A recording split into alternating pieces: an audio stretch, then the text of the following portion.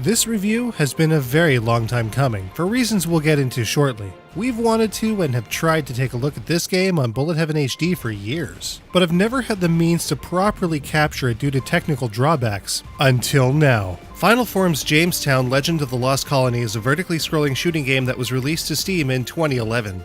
An enhanced version called Jamestown Plus, which includes new stages, modes, and ships, was also released to the PlayStation 4 in April 2015.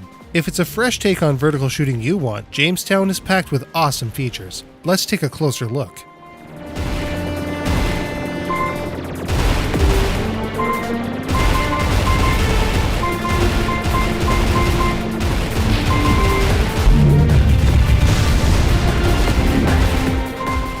Right from the outset, there are all kinds of options that make Jamestown approachable to any player of any kind. Depending whether you want to play the game with a controller, keyboard, or even a mouse, all the player needs to do is press and hold any button on any input device and it's good to go. Of course, depending on the method chosen, the control will suffer in some cases. Mouse control is neat, but there's also a movement delay as your ship will follow a cursor rather than one-to-one style movement, as is typically found in a smartphone-style game, for example.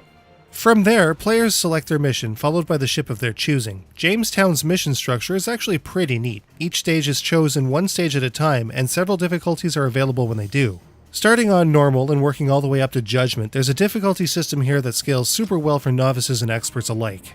Mouse control notwithstanding, your ship's movement rates are solid, and your ability to dodge enemy fire is great thanks to a small hitbox represented by your pilot. 3 main functions exist: a normal shot, a special weapon, and the Vaunt. There are also 3 unlockable ships in Jamestown via the shop, and another 4 available through DLC, and each is wildly different from the other. Mastering any ship's fire is critical to overall success, of course.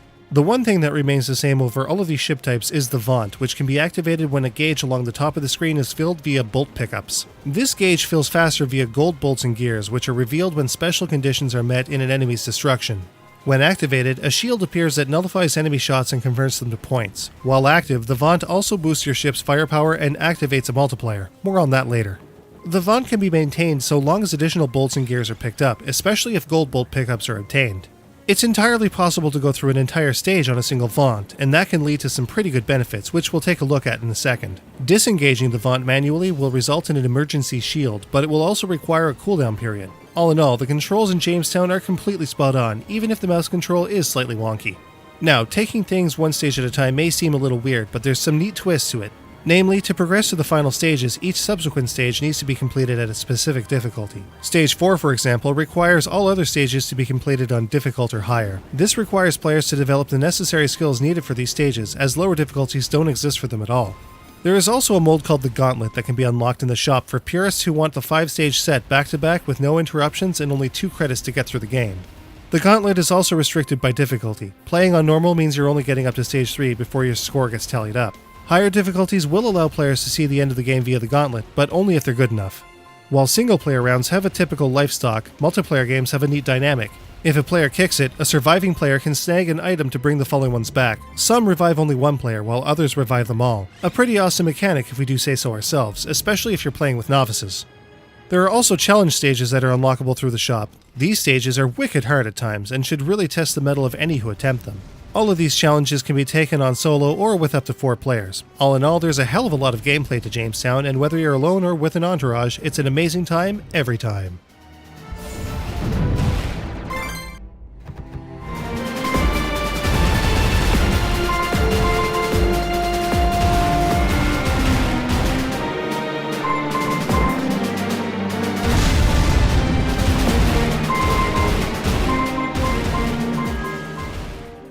Scoring in Jamestown is a 3-tiered process with all kinds of nuance and secrets. As always, enemy kills will contribute heavily to the overall score. However, if enemies are killed in a specific way, say when ground-based enemies are airborne for example, a special point bonus is awarded in addition to gold bolts. Knowing how to trigger these bonuses will boost a player's score tremendously. The main point value will trigger stars along the top of the screen. A 5-star rating is as good as it gets in Jamestown and is more or less used to gauge your performance at a glance. In the case of the Gauntlet, these stars change to moon and gauge a player's performance over the course of the game rather than just the stage. Getting special bonuses helps here, but there's an even better way to go about it. While the Vaunt is active, not only will your firepower be enhanced, but you'll also get a 2x multiplier that adds to the score quite a bit. A player can also get a sizable bonus from nullifying bullets with the Vaunt shield. All of the bolts that you collect in Vaunt mode also build up to what can often be a supermassive bonus when the Vaunt ends. Obviously, the more, the better. That's not all though. The stage end awards a boss bonus, bonus for credits not used, and displays enemies destroyed, average multiplier, highest combo, and more. This is also where the next score function comes in. A base value, completion percentage, difficulty modifier, and boss multiplier combine to give players ducats to spend in the shop, useful in getting new ships and challenges. The best part is, whether you're playing alone or with friends, there's only one central score, meaning there's nothing to keep players from scoring low. There are also online leaderboards that allow players to see how they stack up worldwide, whether they're alone or part of a team, which is always a welcome feature even if the multiplayer is local only.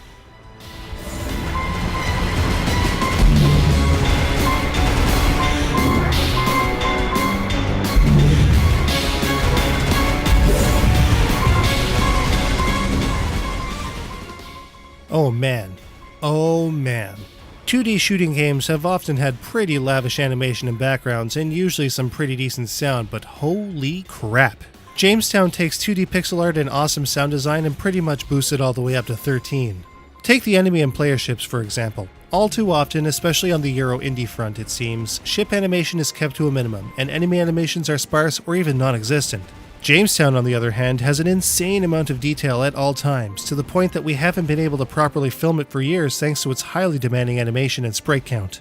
Never mind that the overall design is spectacular, there's also all kinds of stuff happening in the backgrounds to give Jamestown an air of believability that rarely happens. 17th century musketeers and tricorns run about and fight back against aggressive Martian opposition. A thunderstorm gives way to layer after layer of darkening clouds and rain. A mine is vibrant and alive with minecarts and machinations. It's just so f***ing great.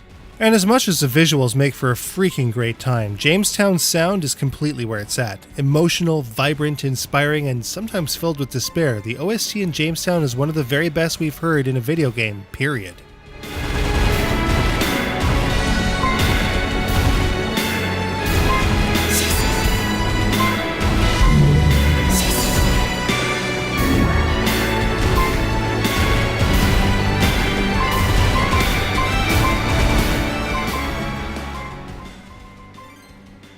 It matches and paces the action so damn well, it's just flipping absurd. Add to all of that fantastic sounds and effects, and Jamestown already has a presentation that few, if any, Western indies rival, particularly in the realm of shmups. The story is also super fresh, with a 17th century inspired space era where England still calls the shots, and skirmishes with Spain aren't entirely uncommon, even as far away as freaking Mars. It's all just so... it's just so great. There are also a good number of Steam achievements to round it all out. But how does it stack up? Let's take a look.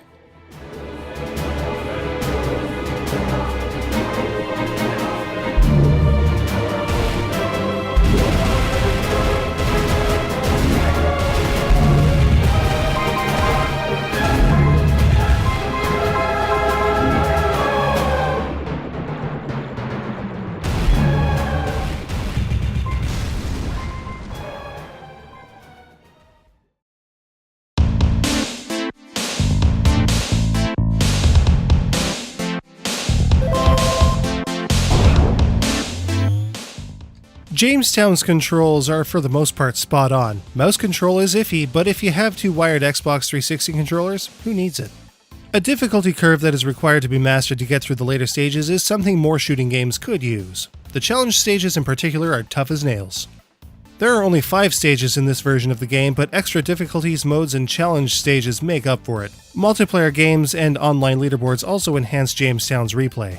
Stunningly beautiful 2D pixel art permeates Jamestown's visuals. Everything from the ships to the backgrounds just drips with personality. One of the most stunning OSTs we've pretty much heard in a shooting game is yours to behold in Jamestown Legend of the Lost Colony. Complementing the great music, Jamestown's effects are also spot on. The need to play this game on ever difficult settings and the ability to choose each one to go to is fantastic. Multiple control options right down to the mouse are also a pretty great thing. Jamestown is easily the most fresh shooting game we've played on PC to date. That's pretty much as we can say, really. If for some reason you don't have this game, pretty much just go out and get it. Price is no option. Jamestown gets a 5 out of 5. Jamestown is not only one of the very best PC shooters ever made, it's also on the PlayStation 4 with extra stages and ships. No matter how you go about getting it, just do it.